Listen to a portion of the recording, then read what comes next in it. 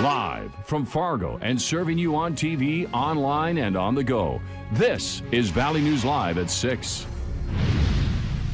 During the construction process, though, it's going to be a nightmare. A major road closure is just days away, and local businesses are reacting. Starting Friday, parts of 52nd Avenue South in Fargo will be closed until October. Valley News Team's Veronica Marshall spoke with a local business manager who says the closure is an alarming surprise. We've got a really small family business vibe going on. So we build decks and pergolas. We've done a lot of gazebos or cabanas. We've been in business for 30 years. This year's our 30th anniversary. And now is when business starts booming. Right around home and garden show season is when we do see that pickup in traffic through the showroom. People are starting to get the itch for it.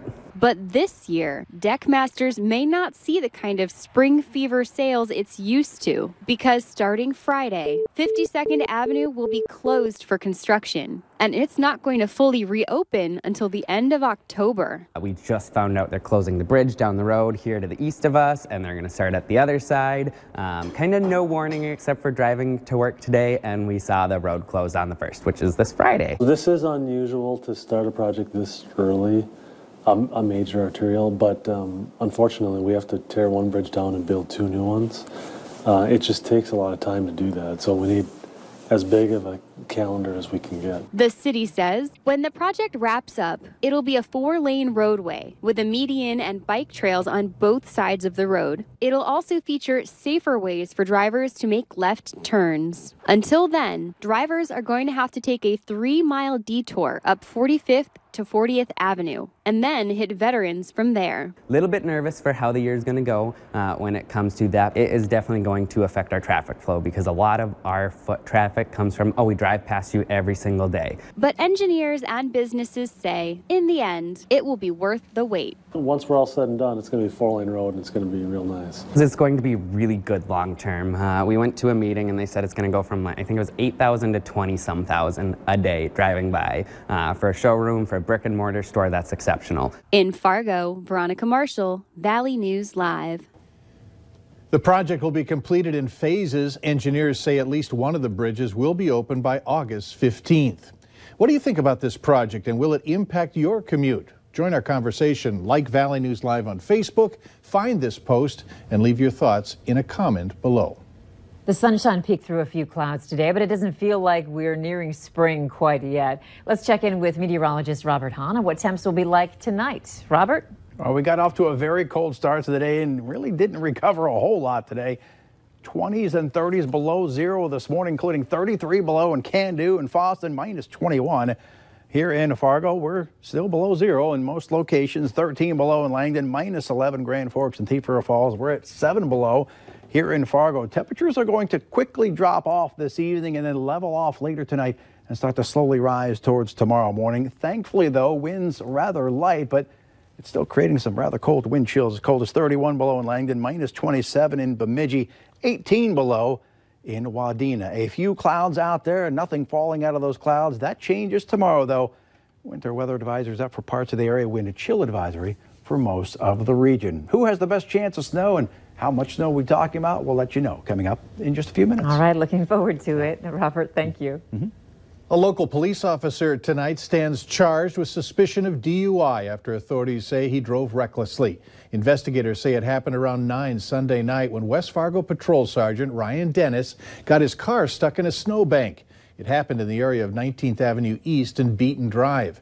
Dennis was arrested for suspicion of driving under the influence.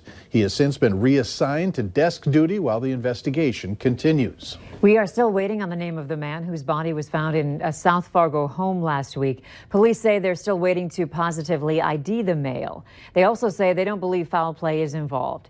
The man was house sitting while the homeowner was on vacation. When she returned, she found the body and evidence of a small fire at the home on 30th Avenue South.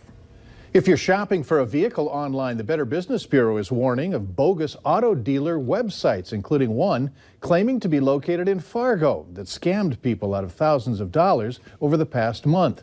Watch for red flags like unrealistic low prices or if the scammers insist that you communicate with the dealer. Make sure the dealer is licensed to sell cars and other motor vehicles. And the BBB urges against wiring money for an online car purchase. If you have lost money in a deal, alert your bank. A Grand Forks man is facing terrorizing and assault charges after court records say he pointed a gun at a woman on Saturday. Grand Forks police say they were called to the 2000 block of 22nd Street on a report of a domestic incident involving a firearm. Court documents claim 25-year-old Andrew Wachter pointed a firearm at a woman and repeatedly pulled her hair, causing an injury to her head. Wachter is now facing charges of terrorizing and simple assault domestic violence in Grand Forks County.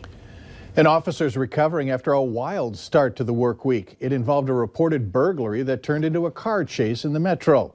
Authorities say 30-year-old Dustin Swears of Fargo broke into a home and stole a car just before 1 on the outskirts of West Fargo. The homeowner was there at the time of the burglary. Swears was chased through Fargo and into Moorhead and hit multiple squad cars, injuring a deputy. He was arrested at 5th Street South and Brook Avenue. He is in the Clay County Jail for fleeing a police officer, assault on an officer, and criminal damage to property.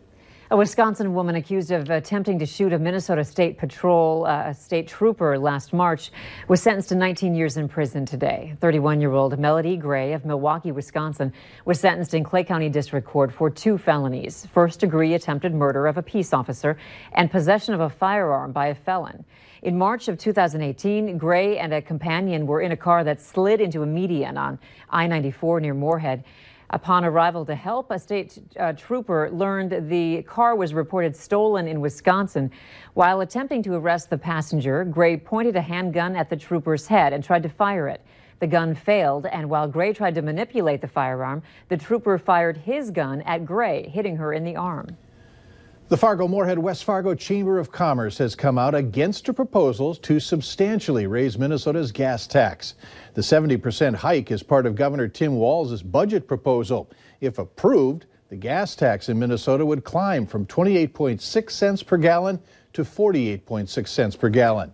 In contrast, North Dakota's gas tax stands at 24 cents per gallon. The chamber says the move would cause Moorhead to lose more than just business on gas sales as individuals take their business across the bridge to Fargo. A Minnesota House committee approved $15 million in emergency funding for Minnesota's troubled vehicle registration and licensing system.